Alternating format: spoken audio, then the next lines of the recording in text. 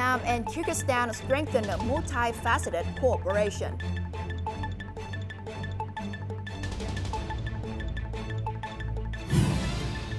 Later on, Vietnam's economy gains momentum in the first 2 months.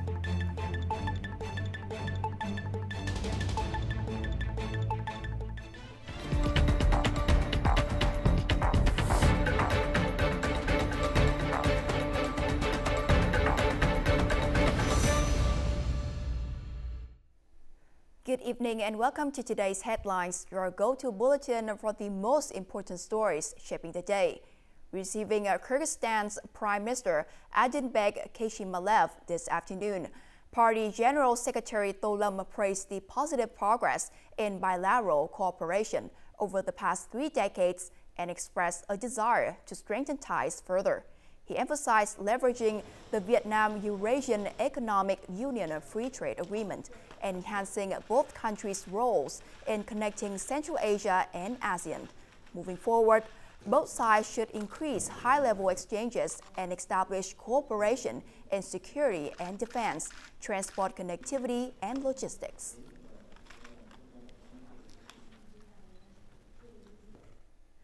Addressing a national teleconference today, Prime Minister Phie urged swift action to remove obstacles and accelerate social housing development.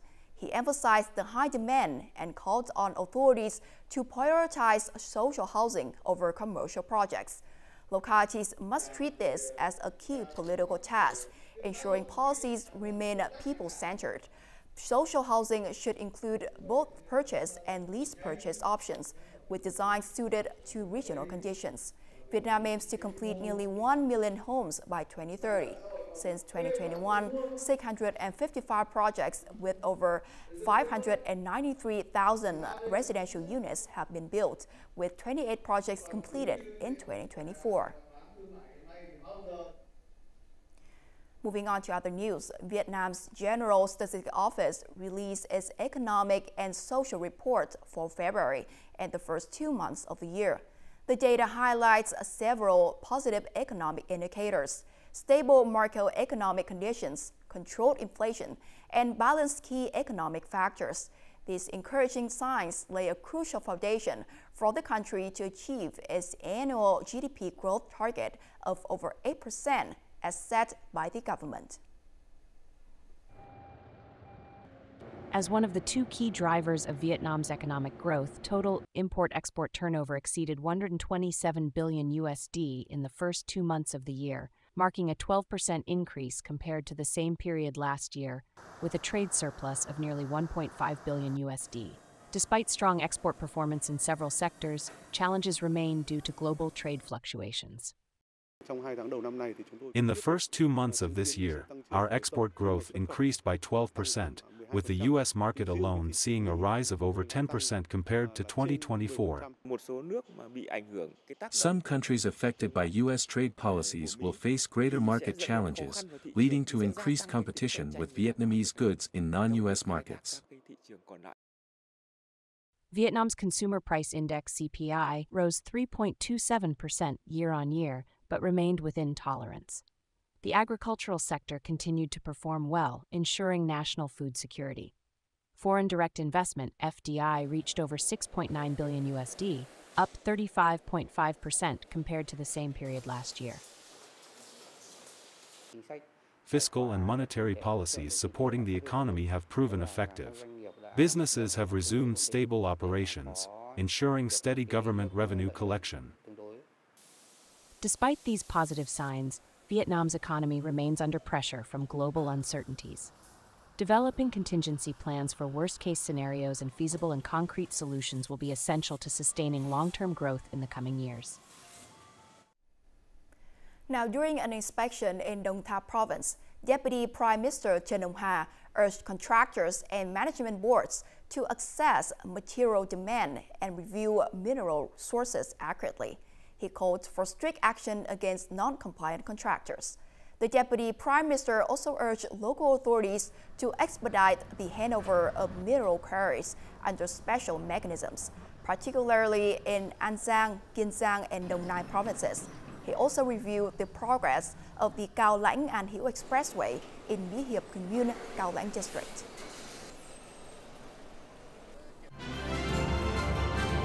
Coming up next, anti-poaching team in Chasu KYRGYZSTAN forest. And nearly 4 million international tourists visit Vietnam.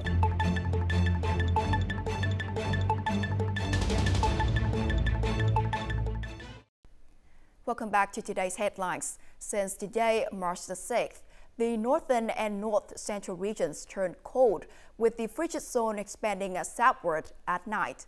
The cold spell will last until March the 8th, with temperatures ranging from 12 to 15 degrees Celsius, dropping below 8 degrees in some areas.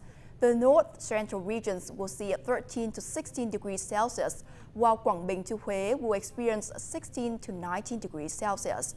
Strong winds and rough seas are expected, especially along the coast from Quảng Trị to Ninh Thuận.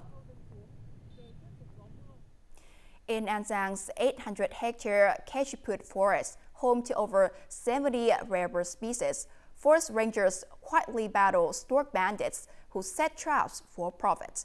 Their silent dedication protects wildlife, preserves the forest beauty, and inspires community conservation. Hidden in the darkness, the Chasu KYRGYZSTAN Forest Protection Team patrols and captures stork bandits illegally hunting birds in the area. Since 2019, hundreds of violations have been detected. Tấp vô đậu ơi, có đèn. Nó pha đèn đó.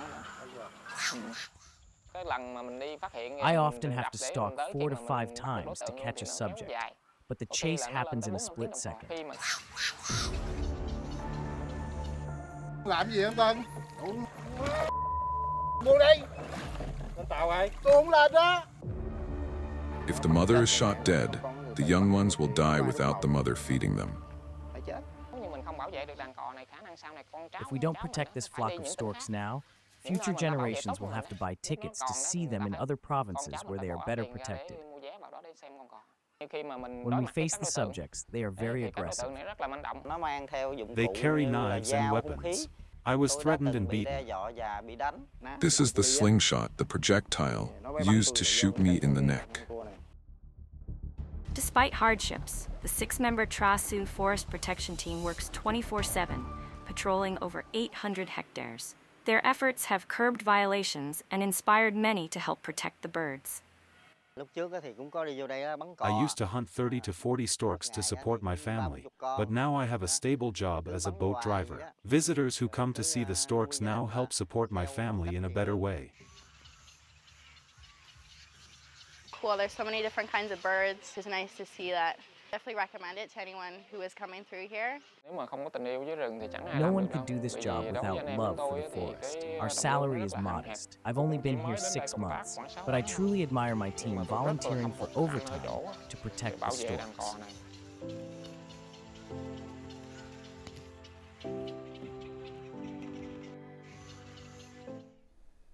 A plan to expand Hoàn Kiếm Lake's public space has spelled the demolition of the commercial center building at 7 Đinh Tiên Hoàng, also known as Shark Jaw. The city is considering an underground complex in the square area with 3 basement levels. The first basement is planned for cultural and commercial spaces, while the second and third could serve as parking or multifunctional areas based on actual needs. The renovation project will also extend to Đinh Tiên Hoàng and Cầu Gỗ streets, Hoàn Kiếm Lake, and nearby structures like the Long Vân Hồng Vân buildings, the Hồ Gươm Cultural Information Center, and the Thủy Tạ building.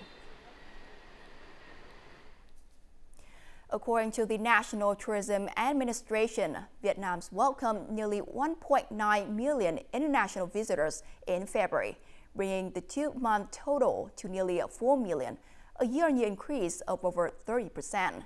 Favorable visa policies, effective tourism promotion, and prestigious international awards drive this strong growth. From March the 1st, citizens of Poland, the Czech Republic, and Switzerland are granted a 45-day visa exemption. The government is also exploring expanding visa policies particularly for traditional partners and high-spending travelers.